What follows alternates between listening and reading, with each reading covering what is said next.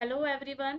उम्मीद है आप सभी अच्छे होंगे और हम आपके सामने हैं एक बहुत ही इम्पोर्टेंट यूनिट को कवर करने के लिए, जो है लॉजिकल रीजनिंग। आप ऊपर आपके सामने स्क्रीन पर आप देख ही रहे हैं कि लॉजिकल रीजनिंग यूनिट का नाम लिखा हुआ है। और इसमें आज हम शुरुआत कर रहे हैं अपने बहुत ही शॉर्ट शॉर्ट वीडियोस के साथ में, जिसके माध्यम से आप बहुत ज़्यादा इंपॉर्टेंट जो हमारे टॉपिक्स है ना, जो हमारे एग्जाम में आते हैं, टू द पॉइंट एकदम हम वो पढ़ने वाले हैं, एकदम बेसिक से, जो कि हमारी अप्रोच है।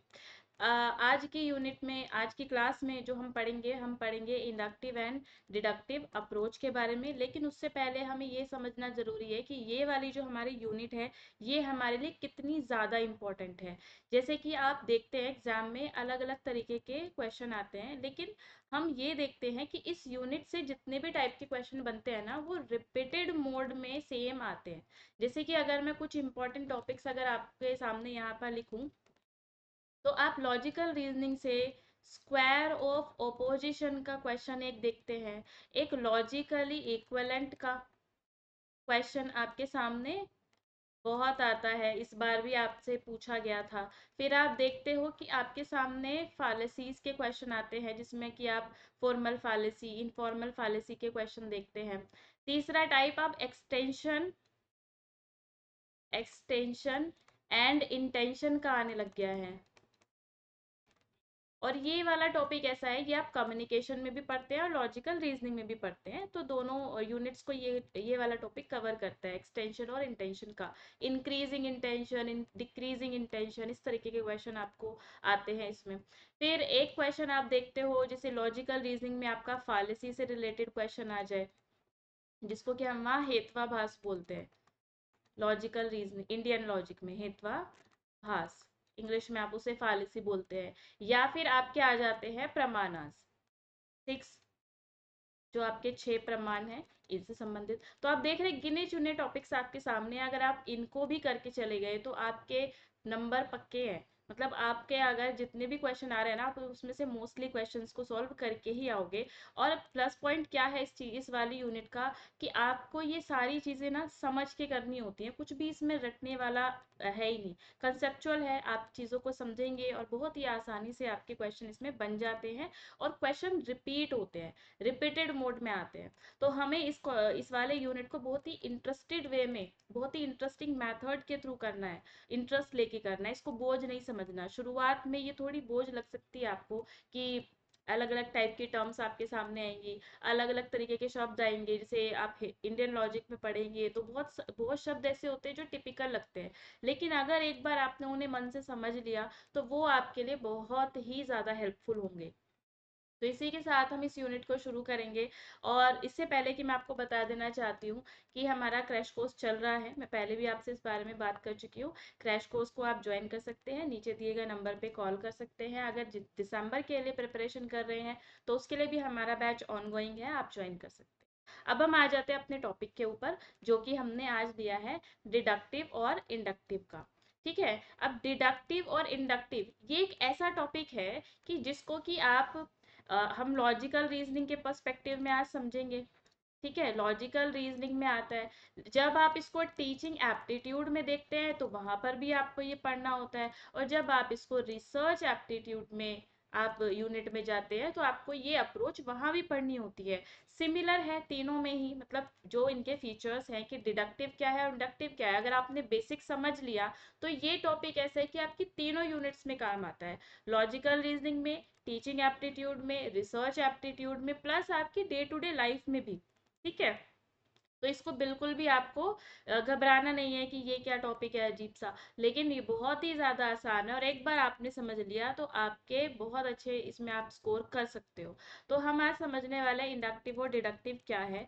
पहले मैं आपको ये इस वाली इमेज के ऊपर मैं आपके सामने आऊंगी। पहले हम एक बार थोड़ा सा ये समझ लेते हैं कि ये जो हम बात कर रहे हैं लॉजिकल रीजनिंग की, इसमें हम देखते हैं कि जब इसमें एक शब्द है लॉजिकल, ठीक है, हमारा क्या शब्द है लॉजिकल, तो ये जो लॉजिकल है इसमें ये जो लॉजिक शब्द है, लॉजिक से बना है। तो ये लॉजिक जो शब्द है ये कहाँ से आया है और लॉजिकल का मतलब क्या है यहाँ पर। तो लॉजिकल जो है वो लॉजिक से निकला है, और ये जो लॉजिक है ये ग्रीक वर्ड है। ठीक है, ये एक ग्रीक वर्ड लोगोस से बना है। ठीक है, मैंने यहाँ ऊपर टेक्स्ट में भी लिखा है आपके लिए, ताकि आप इसको पीडीएफ को पढ़ पाओ और आराम से आपको ये समझ आ जाए। अच्छा, अब ये लॉजिक जो है, जो हमारा ग्रीक वर्ड लोगोस से मिलकर बना है, इसका मतलब क्या है? इसका मतलब है हमारे शब्द, हमारे विचार जो हम बोलते हैं, कारण या किसी भी तरीके की ऐसी एक, आप इसको बोल सकते हो एक ऐसा, मतलब हमारे जो आर्ग्यूमेंट्स होते हैं, जो हमारे स्टेटमेंट्स होते हैं, उनको वेटेज देने का काम करते हैं। हम बोलते हैं ना बहुत बार कि आप जो बात कह रहे हैं इसके पीछे क्या लॉजिक है ना? क्या मतलब बिना लॉजिक की बात को हम बोलते हैं कि बिना सिर पैर की बात है। तो लॉजिक क्या है? लॉजिक एक साइंस है जो हमारे आर्ग्यूमेंट को इवेलुएट करता है कि हमने जो बात कही है वो किस हद तक सही है ना? वो कितनी सही है या कितनी गलत है, या उसमें उस बात में कितना वजन है। तो लॉजिक क्या है? एक साइंस की तरह हम इसको समझते हैं। तो हमारा जो लॉजिक सिस्टम है, जिसको हम ग्रोथ एंड डेवलपमेंट के पर्सपेक्टिव से देखते हैं, तो उसको आगे बढ़ाने में हमारे एंशियंट इंडियंस ने, अरब्स ने, चाइनीज लोगों ने बहुत ज्यादा इसमें कंट्रीब्यूशन अपना किया है। तो ये बात हो गई हमारी कि लॉजिक क्या है। अब हम समझने की कोशिश करेंगे कि जो हमने अभी अभी एक शब्द कहा, आर्ग्यूमेंट, है ना, कि हमारे आर्ग्यूमेंट को इवेल्युएट करता है लॉजिक।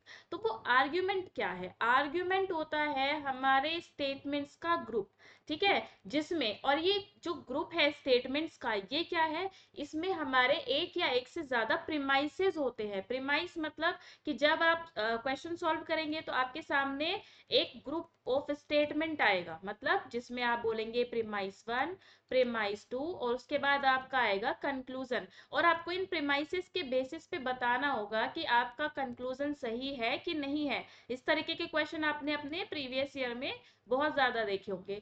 तो ये जो हमारा premise one, premise two, then conclusion, ये क्या है? ये पूरा कंबाइंड रूप से हम इसको क्या बोलते हैं? हम इसको बोलते हैं आर्ग्यूमेंट। क्लियर? तो ये हमारा आर्ग्यूमेंट है जिसमें हमारी एक या एक से ज्यादा प्रीमाइस प्लस वन कंक्लूजन। ध्यान देना कि प्रीमाइस तो आपकी कितनी है? एक भी हो सकती है, दो भी हो सकती है, तीन भी हो सकती है, लेकिन जो कंक्लूजन है वो एक ही होगा हमेशा, है ना? तो ये आप ध्यान रखेंगे, आर्ग्यूमेंट क्या है, लॉजिक क्या है। अब बात आती है स्टेटमेंट की। स्टेटमेंट मतलब, स्टेटमेंट है एक, हम एक कोई भी सेंटेंस जो हम बोलते हैं, बात करने में हम कुछ स्टेटमेंट्स के थ्रू बात करते हैं ना, तो वो जो स्टेटमेंट है वो हमारा क्या है? जो हमारा सेंटेंस हमारे मुंह से निकलता है या जो हम पढ़ते हैं सेंटेंसेस के थ्रू, तो उसको हम स्टेटमेंट बोलते हैं। अच्छा, किसी भी, आपने बचपन में ग्रामर पढ़ी होगी, बेसिक ग्रामर, तो उसमें हम क्या पढ़ते हैं कि जो हमारा सेंटेंस होता है उसके क्या पार्ट्स होते हैं?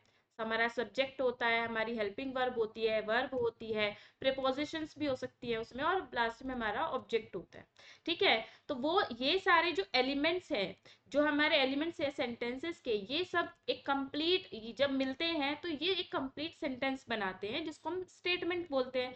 जैसे आपके सामने एग्जांपल है, the cat is on the floor, तो ये क्या है? हमारा एक सेंटेंस है। ठीक है? अब कुछ सेंटेंसेस ऐसे होते हैं, many sentences are not statement, कुछ स्टेटमेंट्स, कुछ सेंटेंस ऐसे हैं जिनको हम स्टेटमेंट नहीं कहते हैं। जैसे आपका है kindly close the door, window, है ना, क्योंकि इसमें सारे फीचर्स ही नहीं है। ठीक है? तो और क्या हम इसके बारे में समझ सकते हैं कि जो हमारा स्टेटमेंट है वो हमारा ट्रू भी हो सकता है, वो हमारा फॉल्स भी हो सकता है। ठीक है? क्योंकि हमें इस लॉजिक की बात कर रहे थे हम ऊपर, कि जो लॉजिक है वो वेटेज देता है, कि तो हम कोई भी अगर स्टेटमेंट बोल रहे हैं तो जरूरी थोड़ी है हर एक स्टेटमेंट में आपका लॉजिक होता है। जिसमें लॉजिक होगा वो ट्रू होगा, जिसमें नहीं होगा वो फॉल्स होगा। क्लियर? प्रीमाइस की हमने यहाँ पर अभी बात की कि जो आर्ग्यूमेंट के पार्ट है, आर्ग्यूमेंट के पार्ट मतलब ये जो premise one, premise two, then conclusion, ये सब मिलकर क्या बना? एक आर्ग्यूमेंट बना है। तो प्रेमाइसेस का क्या मतलब है? Premise is an argument that provide some basic reason to support the conclusion. ये जो कंक्लूजन है ना, जिसके ऊपर हमें फोकस करना होता है, इसको वेटेज कौन दे रहा है? प्रेमाइसेस दे रहे हैं, है ना? तो प्रेमाइस वन और प्रेमाइस टू क्या है? ये ऐसे हमारे स्टेटमेंट हैं या ऐसे हमारे आर्ग्यूमेंट है जो हमारे कंक्लूजन को बेस देते हैं, आधार प्रदान करते हैं या उनको सपोर्ट करते हैं। ठीक है? प्रीमाइस के बारे में हमने देखा, एक भी हो सकता है, दो भी हो सकते हैं, या उससे ज्यादा भी हो सकते हैं, लेकिन कंक्लूजन एक ही होगा। क्लियर है यहाँ तक आप सभी को? कोई भी अगर आपको डाउट है तो आप कमेंट बॉक्स में मुझसे पूछ सकते हैं। अब हम आ जाते हैं जिस टॉपिक के बारे में हम बेसिकली यहाँ पढ़ने की कोशिश कर रहे हैं कि डिडक्टिव क्या है, इंडक्टिव क्या है। अब जो हमारे ये जो आपने अभी आर्ग्यूमेंट पढ़ा ना, ये जो आर्ग्यूमेंट है इसके दो तरीके होते हैं, मतलब कि आप इसको दो तरीके से पढ़ सकते हैं। एक होता है आपका डिडक्टिव और एक होता है आपका इंडक्टिव। ठीक है, तो ये जो डिडक्टिव है या जो इंडक्टिव है इसका अर्थ क्या है, तो मैं इसको आपसे आपको मैं इसको इस टॉपिक को मैं आपको एग्जाम्पल से पढ़ाना चाहूंगी। तो पहले मैं एग्जाम्पल पे आ जाती हूँ, फिर हम वापस इस पे आ जाएंगे। जैसे कि सबसे पहले मेरे सामने है इंडक्टिव। तो हम देख रहे हैं कि ऑब्जर्वेशन वन, इसको हम प्रीमाइस वन भी बोल सकते हैं। ठीक है, समझने के लिए हमने कहा ऑब्जर्वेशन है हमारी क्या, कि pet dog in my neighbourhood are friendly, कि मेरे जो पड़ोस में डॉग्स हैं वो क्या है, फ्रेंडली हैं। ठीक है, और हमने ऑब्जर्व किया पैटर्न को, कि एक एक पैटर्न देखा मेरे नेबर का। ठीक है, फिर मैंने और पड़ोस में जाके देखा, अगले गली मोहल्ले में जा करके देखा। तो हमने ये ऑब्जर्व किया कि जितने भी हमारी ऑब्जर्वेशन में डॉग्स आए वो सारे फ्रेंडली थे। तो हमने क्या थ्योरी ड्राइव की, कि all dogs dogs are friendly. Clear, inductive reasoning हो गई। जैसे हम न्यूटन का एग्जाम्पल भी देखते हैं ना, कि एप्पल गिरा, ऊपर से एप्पल गिरा, तो उन्होंने ऑब्जर्व किया, पहली ऑब्जर्वेशन रही होगी कि एप्पल ऊपर से नीचे गिरा, तो मतलब कुछ तो लॉ यहाँ पर अप्लाई हो रहा है कि ये ऊपर से नीचे ही क्यों आया, नीचे से ऊपर क्यों नहीं गया, है ना। तो फिर उन्होंने ऐसा तो नहीं सिर्फ एक एप्पल को देखकर ही थ्योरी डिराइव कर ली हो, और भी उन्होंने बहुत सारी चीजें गिरती हुई देखी होंगी कि जो चीज ऊपर से गिरती है वो नीचे आ रही है। तो उन्होंने पैटर्न को ऑब्जर्व किया, है ना। एक बार, दो बार, तीन बार, जो बहुत सारे पैटर्न्स उन्होंने ऑब्जर्व किए और सेम पैटर्न उन्होंने देखा कि कोई चीज ऊपर से गिरी तो नीचे आई। तो उसके बाद उन्होंने इस कंक्लूजन पे पहुंचे, ये थ्योरी दी जो जिसको कि हम लॉ ऑफ ग्रेविटी के नाम से जानते हैं। क्लियर, तो ये जो है आपका इंडक्टिव रीजनिंग, की मतलब आप ऑब्जर्वेशंस के थ्रू थ्योरी पर पहुंचते हो, किसी कंक्लूजन पे पहुंचते हो, जनरलाइजेशन पर पहुंचते हो, है ना। तो मतलब कि यहाँ पर क्या है, कि आप स्पेसिफिक टू जनरल यहाँ आप जा रहे हैं। इंडक्टिव में आपने स्पेसिफिक कुछ चीजों को ऑब्जर्व किया और फिर उसको जनरलाइज कर लिया, मतलब कि एक नियम या एक धारणा या फिर एक कंक्लूजन पर आप पहुंच गए, तो हम इसको कहेंगे कि ये हमारा इंडक्टिव मेथड होता है। ठीक है, फिर उसके बाद है हमारा डिडक्टिव रीजनिंग। ठीक है, जिसको कि हम डिडक्टिव मेथड बोल रहे हैं, डिडक्टिव अप्रोच भी बोल सकते हो आप। टीचिंग में भी ये दोनों रीजनिंग मतलब ये दोनों अप्रोचेस को इस्तेमाल करते हैं। हम बोलते हैं ना कि छोटे बच्चों को हम कैसे पढ़ाते हैं, स्पेसिफिक टू जनरल, सीधा हम उन्हें रूल्स या उन्हें हम अलग तरह के ये नहीं बता देते कि ये वाला फार्मूला याद करना है। हम उन्हें पहले कॉन्क्रीट चीजों से सिखाते हैं, छोटी छोटी चीजों से सिखाते हैं, फिर लास्ट में जा करके कंक्लूजन वाली स्टेज पर हम पहुंचते हैं बच्चों के साथ, है ना। तो टीचिंग में आप इस तरीके से इसको इस्तेमाल करते हैं, रीजनिंग में हम इस तरीके से इस्तेमाल करते हैं जैसे हम अभी पढ़ रहे हैं। अब मैं आ जाती हूँ डिडक्टिव पे। अब आप इसका उल्टा देखना, हमने यहाँ थ्योरी लास्ट में बनाई थी इंडक्टिव में। क्लियर, ऑल वाला सेंटेंस लास्ट में आया था इंडक्टिव में, लेकिन जब आप डिडक्टिव में पढ़ेंगे तो डिडक्टिव में थ्योरी पहले आएगी। मतलब आपका जनरल स्टेटमेंट पहले आ रहा है और स्पेसिफिक बाद में आ रहा है, तो यहाँ पर आप जनरल टू स्पेसिफिक जाते हो। हमने पहले थ्योरी बनाई हुई है ऑल डॉग्स आर फ्रेंडली। ठीक है, अब हमने इसके हिसाब से हाइपोथेसिस मतलब प्राकल्पना बनाई, एक धारणा बनाई कि सारे डॉग फ्रेंडली होते हैं अगर, तो इसका मतलब मेरे पड़ोस का जो डॉग है वो भी फ्रेंडली होगा, ये मैंने सोचा। अब मैं क्या करूंगी, अपनी इस हाइपोथेसिस को मैं टेस्ट करूंगी। अब पहले मुझे जाके देखना होगा ना अपने नेबरहुड के सारे पेट्स को, पेट डॉग को। तो मैंने ऑब्जर्व किया अपने नेबरहुड में जाके कि observe all dogs in the neighbourhood. फिर मैंने कंक्लूजन निकाला कि सपोज मैंने 23 डॉग्स को ऑब्जर्व कर लिया और उसमें से जो 7 थे वो फ्रेंडली नहीं निकले।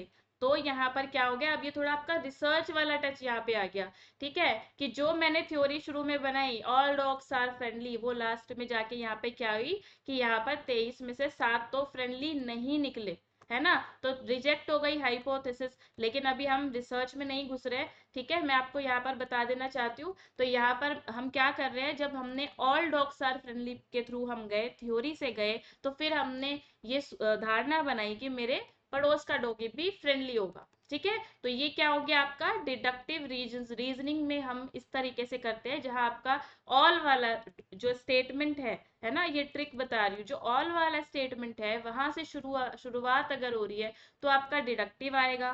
ठीक है, और ऑल वाला स्टेटमेंट अगर बाद में आ रहा है तो आपका इंडक्टिव कहलाएगा। ठीक है, अब हम पीछे से एक बार पढ़ेंगे जो हमने छोड़ दिया था। हाँ, यहाँ पर।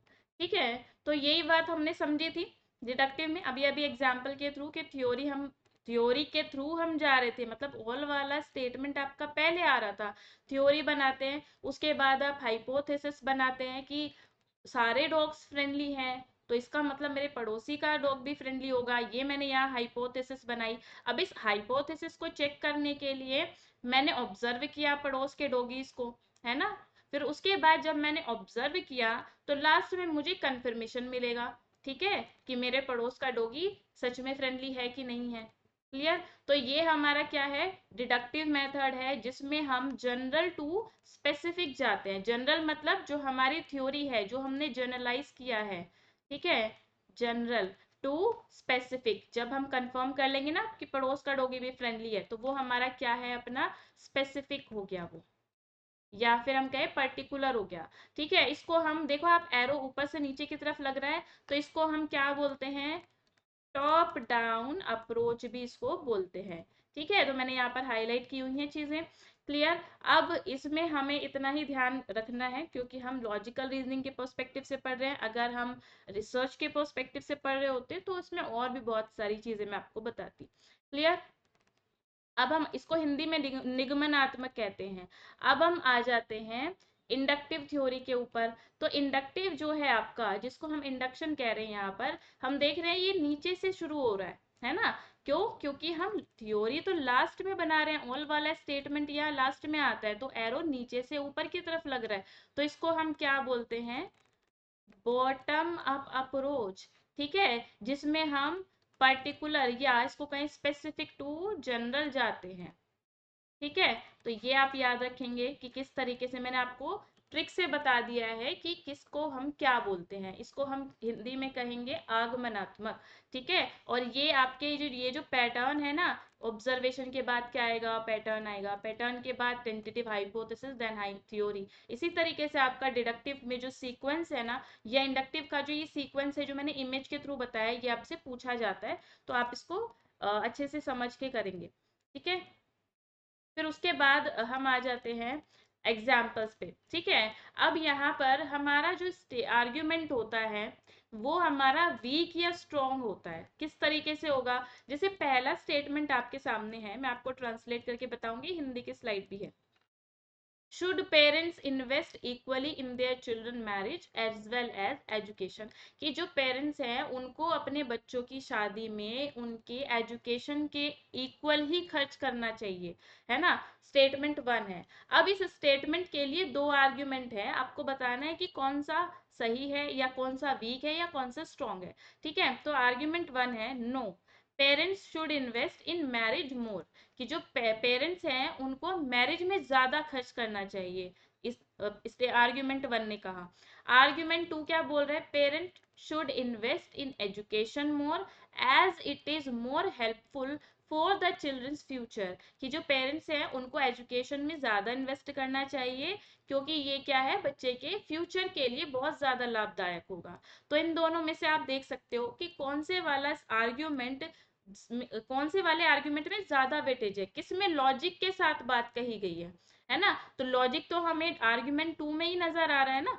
ठीक है, तो लॉजिक कहाँ है, आर्ग्यूमेंट टू में है, इसमें तो बस सिर्फ बोल दिया है कि भाई शादी में खर्च करो, कोई लॉजिक भी नहीं दिया, है ना, और ये तो वैसे ही गलत बात है। ठीक है, तो हमारा जो आंसर होगा इसमें, तो वन क्या है, ये तो हो गया वीक।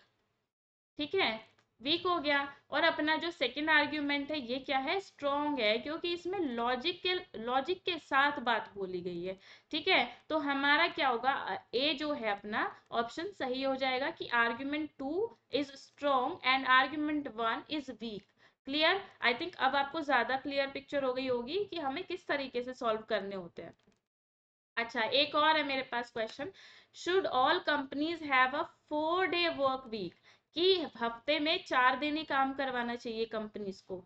क्यों? इन्होंने ये स्टेटमेंट दिया। अब इसके फेवर में हमें दो आर्ग्यूमेंट बताए गए हैं। आर्ग्यूमेंट वन क्या है? Yes, as it cuts travel cost for employees, की इससे जो ट्रेवल कॉस्ट है, आने जाने का जो खर्चा है एम्प्लॉयज का, वो बचेगा, है ना, वो कट होगा। पहले ने तो ये कहा, लेकिन ये कोई लॉजिकल बात है क्या? अब देखते हैं दूसरे आर्ग्यूमेंट में क्या है। Yes, because employees tend to do better quality of work when they are well rested, कि हाँ, ये 4 दिन होने चाहिए हफ्ते में काम के, क्योंकि अगर एम्प्लॉयज को आराम करने के लिए अच्छा समय मिलेगा तो वो काम को भी अच्छा क्वालिटी के साथ परफॉर्म कर पाएंगे अपने काम में। ठीक है, तो दूसरे आर्ग्यूमेंट में जो बात कही गई है, ये आपको ज्यादा लॉजिकल लग रही है कि नहीं लग रही है? ठीक है, इसमें लॉजिक है कि भाई अगर वो उनका परफॉर्मेंस अच्छा चाहिए तो उन्हें रेस्ट भी मिलना चाहिए। ठीक है, लेकिन ये ट्रैवल कॉस्ट वाली बात में कोई लॉजिक नहीं था। ठीक है, तो जो आपका सेकंड स्टेटमेंट है वो क्या है, यहाँ पर स्ट्रॉन्ग है। क्लियर? तो हमने क्या बोला कि जो पहला वाला स्टेटमेंट है वो तो अपना इनवैलिड ही हो गया, क्योंकि यहाँ पर तो कोई बात ही नहीं थी। ये जो सेकंड वाला है वो अपना क्या हो गया? लॉजिकल है, स्ट्रॉन्ग है। ठीक है, तो यहाँ पे हमें आंसर मिल गया अपना। अब हम आगे आते हैं। अब हमने अभी अभी डिडक्टिव और इंडक्टिव पढ़ा था।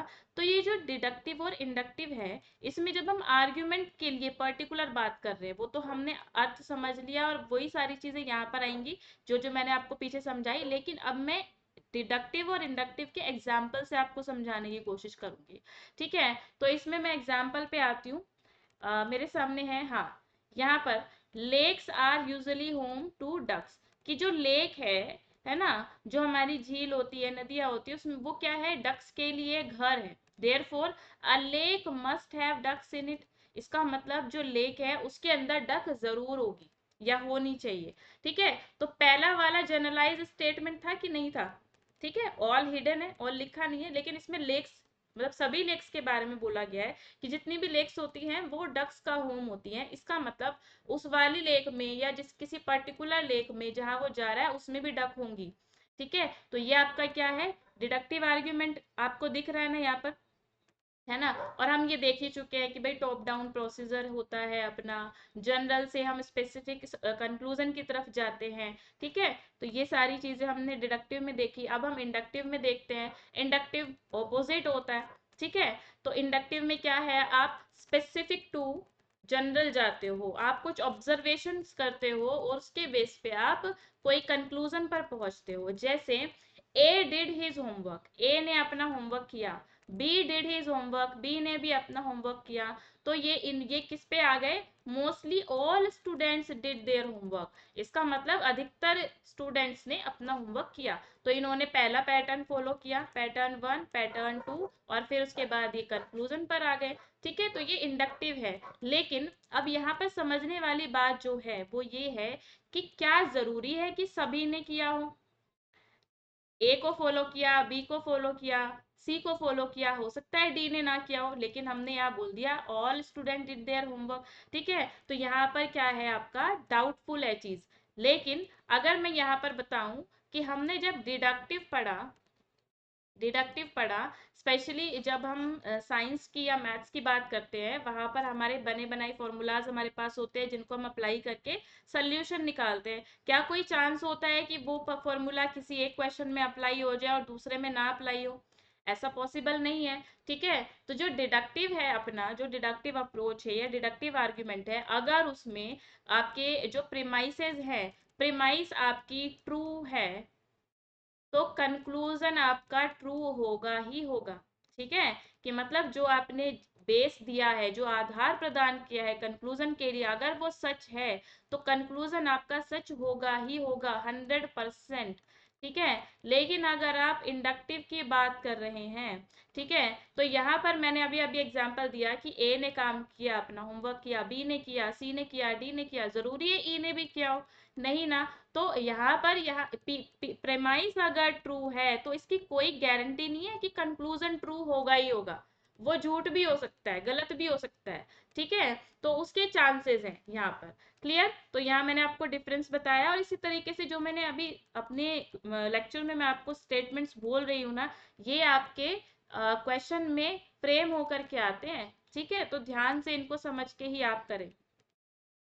अब हम आ जाते हैं स्ट्रॉन्ग एंड वीक। अभी अभी मैंने आपको पीछे बताया कि जो हमारा इंडक्टिव आर्ग्यूमेंट है वो आपका कैसा हो सकता है, सच भी हो सकता है और झूठ भी हो सकता है। तो उसके लिए क्या चीज है ना, मतलब कैसे हम पहचाने। तो हम यहाँ पर देख लेते हैं कि जो हमारा आर्ग्यूमेंट होगा, है ना, जो स्ट्रॉन्ग आर्ग्यूमेंट होगा उसमें रीजन सिंपल और होगा, रियल होगा और रिकॉग्नाइजेबल होगा, है ना, जिसको कि आप रीजन को पहचान सकते हो। यूनिवर्सल लॉ और गवर्नमेंट लॉज तो अच्छा आर्ग्यूमेंट बनाते ही हैं। अगर आप अपनी बातों में, अपने आर्ग्यूमेंट में फैक्ट्स को इंक्लूड करते हैं तो उससे वेटेज मिलती है आपके आर्ग्यूमेंट को। ठीक है, लेकिन प्रैक्टिकल में हम क्या कर रहे हैं, it is practical in nature and states it's message precisely. ठीक है, अब हम स्ट्रॉन्ग और वीक की तरफ बात कर रहे हैं। ये कह रहा है 50% ऑफ एक्स आर ए। अगर मैं यहाँ पर ऐसे सर्कल से दिखाऊं, ये हमारा है एक्स और इसका 50% हाफ हो गया, ये है ए। ठीक है, और ये सेकेंड स्टेटमेंट में बोल रहा है ऑल एक्स इज बी, मतलब ये जो पूरा एक्स है ये बी भी है, एक्स भी है और बी भी है। तो ऑल ए इज बी, तो ये जो ए वाला पार्ट है ये भी बी हो गया ना। ठीक है, तो इसका मतलब ये जो है स्ट्रॉन्ग आपका आर्ग्यूमेंट है। ठीक है, क्लियर। अब हम स्टेटमेंट 2 पे आ जाते हैं, सेम यही वाला है। ठीक है, मतलब कि ये कोई x है और इसका 90% भाग जो है वो आपका a है, और ये बोल रहा है कि सारे जो x हैं वो b है, तो ये जो पूरा x है ये b भी हो गया। तो ये कह रहा है a वाला पार्ट b है, तो ऑब्वियसली है, तो ये क्या है आपका, ये भी स्ट्रॉन्ग है। ठीक है, तो ये तो बात हुई स्ट्रॉन्ग की। अब हम अगर वीक की बात करें, लूज एंडेड होगा, मतलब उसमें कोई मतलब वेटेज नहीं है ना, बात में दम ही नहीं है, ऐसे ही हल्की फुल्की बात कह दी जा रही है। जैसे फॉर एग्जांपल शुड पे, ये वाली जो पेरेंट इन्वेस्टमेंट वाला पढ़ा था ना पीछे हमने, उसमें अगर हम स्टेटमेंट 1 के साथ जाएं तो ये कैसा स्टेटमेंट है, पेरेंट्स को शादी में ज्यादा खर्चना चाहिए, क्या ये स्ट्रॉन्ग था, नहीं था ना, वीक था ना। तो ये यही वाले, ये जो है एग्जाम्पल सेम वही वाला है कि जो आप बिना एविडेंस के, बिना आप किसी प्रूफ के या बिना लॉजिक के जब कोई बात कह रहे हो तो वो आपकी कैसी है, वीक आपका आर्ग्यूमेंट माना जाएगा। क्लियर। सेकंड यही वाला एग्जाम्पल यहाँ पर आ गया है। ठीक है, एम्प्लॉयज वाला जो मैंने अभी बताया था आपको कि यहाँ पर भी जो फर्स्ट स्टेटमेंट है इसमें कोई लॉजिक नहीं था, तो ये क्या है आपका, वीक है आपका आर्ग्यूमेंट। क्लियर। अब हाँ, इस ये जो मैंने आपको वीक और स्ट्रॉन्ग बताया है, वैलिड और इनवैलिड तो हमारा हो गया। ये यहाँ से आपके प्रीवियस ईयर क्वेश्चन बहुत ज्यादा आए हैं, तो आप इसको अच्छे से समझ समझ के करना कि जैसे मैंने अभी अभी आपको समझाया कि हमारा आर्ग्यूमेंट दो टाइप का होगा। पहला है अपना डिडक्टिव और दूसरा है आपका इंडक्टिव। जो डिडक्टिव है, हमने क्या पढ़ा था डिडक्टिव में कि प्रीमाइस अगर ट्रू है तो कंक्लूजन भी ट्रू होगा, इस बात की 100% गारंटी है। ठीक है, अब जो इंडक्टिव है अपना, उसमें अगर प्रीमाइस ट्रू है तो कंक्लूजन ट्रू होगा ही होगा, ये डाउटफुल है। ठीक है, लेकिन जो हमारा डिडक्टिव है ना, जो हमारा स्टेटमेंट होता है, जो अगर डिडक्टिव अप्रोच को फॉलो कर रहा है तो वो दो टाइप के हो सकते हैं। ठीक है, एक होगा अपना वैलिड और दूसरा होगा अपना इनवैलिड। ठीक है, तो ये जो वैलिड और इनवैलिड है, यहाँ से कैसे क्वेश्चन बनते हैं, ये जो एक पिक्चर है इससे क्वेश्चन बनते हैं कैसे। अगर आपसे आपको स्टेटमेंट में दिया जाए कि जो डिडक्टिव रीजनिंग में जो आपके स्टेटमेंट होते हैं वो आपके स्ट्रॉन्ग या वीक हो सकते हैं, या डिडक्टिव आर्ग्यूमेंट आपका स्ट्रॉन्ग या वीक हो सकता है, तो वो सही होगा कि गलत। ऑब्वियसली गलत होगा, क्योंकि स्ट्रॉन्ग और वीक का रिलेशन तो हमने इंडक्टिव के साथ पढ़ा है, डिडक्टिव का रिलेशन है वैलिड और इनवैलिड के साथ। ठीक है, अब इसमें भी इनवैलिड तो अपने आप में कैसा है आपका, नेगेटिव वर्ड है, तो आप ट्रिक से याद करो कि ये नेगेटिव वर्ड है आपका इनवैलिड, तो ये कैसा है आपका अनसाउंड। ठीक है, कि जो आप मतलब सुनने में भी अजीब लग रहा है आपको। वैलिड मतलब जो एकदम सॉलिड बात है, सही है, लेकिन उसमें भी दो टाइप हो सकते हैं, एक आपका साउंड और एक आपका अनसाउंड। ठीक है, तो ये जो डिडक्टिव की फैमिली है ये कौन सी वाली फैमिली है आपकी, वैलिड इनवैलिड साउंड अनसाउंड वाली, याद रखना। अच्छा, दूसरा क्या है अपना इंडक्टिव है। इंडक्टिव में भी आपसे ऐसे पूछ ले कि जो इंडक्टिव आर्ग्यूमेंट होता है वो वैलिड होता है क्या, या इनवैलिड होता है क्या, नहीं होता है ना, स्ट्रॉन्ग या वीक होता है, हमारे सामने ही लिखा हुआ है ना। और स्ट्रॉन्ग और वीक में भी कॉजेंट और अनकॉजेंट होता है। कॉजेंट का क्या मतलब होता है, जो सामने वाले की धारणा को प्रभावित करे, उसको हम कॉजेंट बोलते हैं। ठीक है, तो ये जो कॉजेंट, अनकॉजेंट, स्ट्रॉन्ग, वीक, ये जो है ये इंडक्टिव की फैमिली है, इसको डिडक्टिव के साथ मिक्स मत करना। तो यहाँ ये जो स्लाइड है इससे आपके बहुत बार क्वेश्चन बने हैं और इसको अच्छे से आपको लर्न करना है, समझ के करना। ठीक है, एक बार इस पिक्चर को आप अपने दिमाग में बिठा लेना। इंडक्टिव और डिडक्टिव मुझे लगता है कि आपको मैं समझा पाई हूँ। अगर कोई भी डाउट है तो आप कमेंट बॉक्स में मुझसे पूछ सकते हैं। तो आज की क्लास में हम इतना ही करेंगे। आपका कोई भी डाउट हो आप मुझसे कमेंट बॉक्स में पूछिएगा, और बने रहिएगा हमारे साथ। नेक्स्ट क्लास में एक और टॉपिक के साथ हम आपके सामने होंगे। Thank you so much.